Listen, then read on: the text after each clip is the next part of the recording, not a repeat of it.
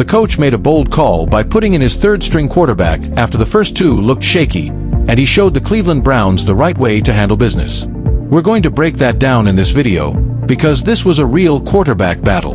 Even Shedeur Sanders loved it when Ryan Staub pointed at him after scoring that touchdown. That was pure energy. Ryan Staub played extremely well in this football game, and not only that, but primetime Deion Sanders explained how he had seen enough in practice to trust Staub in the matchup against Delaware. Now here's the controversial part. The Cleveland Browns should have done the exact same thing with Shedeur Sanders. They saw him dominating in practice but went the complete opposite direction. I'm going to play this video clip so you can hear what Deion Sanders himself said about Ryan Staub in practice and how it carried over to the game as we move forward in this video.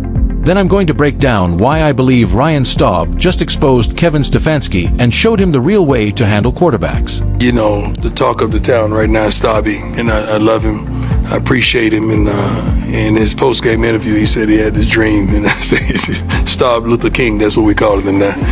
And I'm just so darn proud of that guy. You have no idea like how I feel about those type guys who just hang in there and you know, the opportunity may escape them, but people forget the last game against Utah a couple of years ago. He got in there and did a fantastic job, and he's just been waiting for his opportunity. Never jumped in the portal. He had every right to think that way, but he's just been a great human being and a great young man and like a leader amongst that room. And all he needed was the opportunity, and thought it was time. Hey, Coach Brian Halpole. How you doing, sir? Good. I have two questions for you. First off, when they made it 10-7, was there any thought in your mind of maybe altering your quarterback plan and going back to Caden at that point?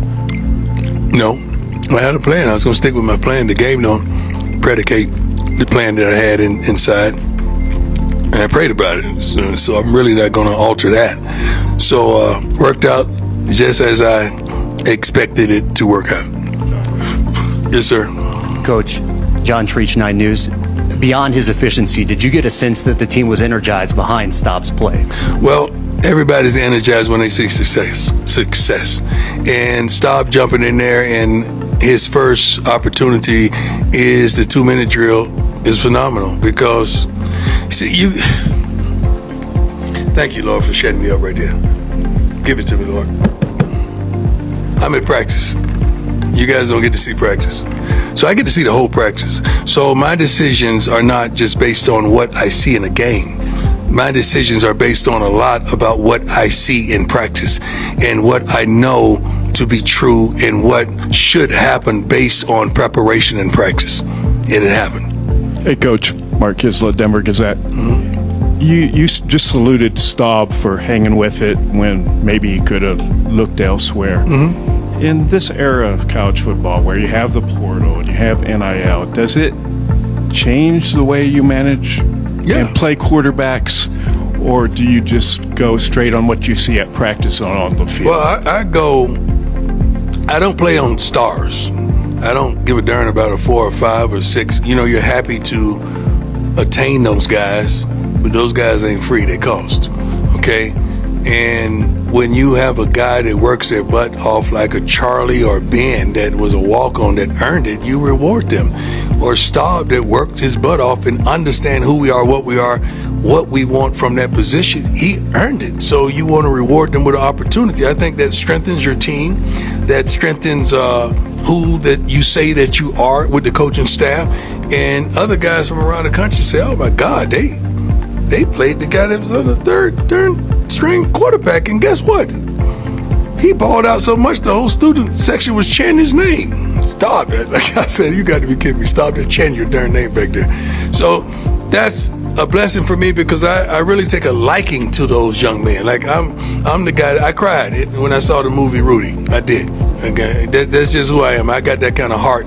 And those type of guys who didn't really get opportunities or what they should, those have always been my guys when I played college football, when I played in the pros, and even in life now. So that means a lot to me, man, to see that kid stick around and get an opportunity when he could have easily dipped.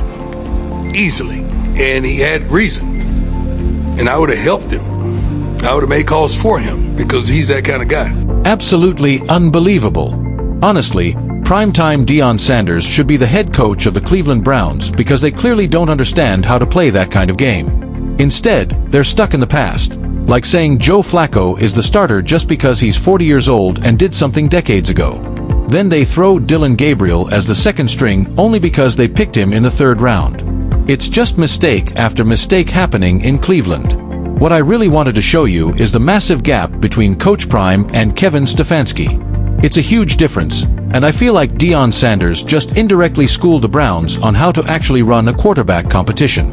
Drop your thoughts in the comments because I want to know how you feel. Shedeur Sanders and his past experience, the past experiences you had under him. Well, of course. I mean, I've been blessed to be able to sit behind him for 2 years, and I got to see everything that he did and the way he does things day in and day out, the way he sees stuff in the film room. I've been right there behind it, and really just, yeah, I've tried to take as much as I can from him because he's gonna have an amazing career. He's an amazing quarterback, and yeah, it really just the past couple years sitting behind him has really helped.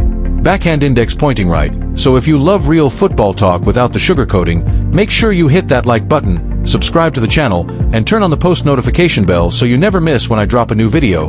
Trust me, you don't want to miss what's coming next.